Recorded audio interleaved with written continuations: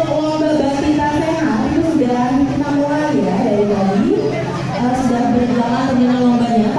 Narsum kita yang kemarin muncul di Metro TV, Mbak Evi Sarfilianti, silakan Cek Evi. Cek Evi wong Klempang nih, cantik macam ini ya.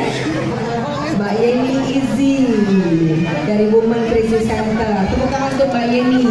Jadi Mbak Yeni nanti akan, ibu-ibu sekalian, ini acara luar biasa. Di penghujung tahun kita masih semangat menggelar acara Mom and Kids, dan judulnya saya kira juga luar biasa ya.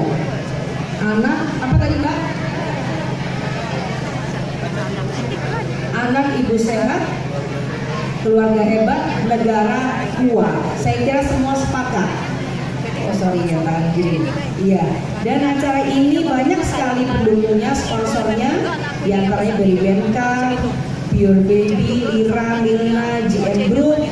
Kalau saya nggak sebutin satu-satu jangan marah ya. Ada Siloam Sriwijaya, Siloam deh, tadi bukan Siloam ya. Siloam Sriwijaya, kemudian warga dan sebagainya. Semoga acara ini bermanfaat buat ibu-ibu sekalian, dan nanti ketika ketika diskusi ini berlangsung akan ada sesi tanya jawab, maka bertanyalah sebanyak-banyaknya karena menghadirkan 3 narsum ini bersama dengan ibu moderator itu tentu kesempatan yang luar biasa dan langka.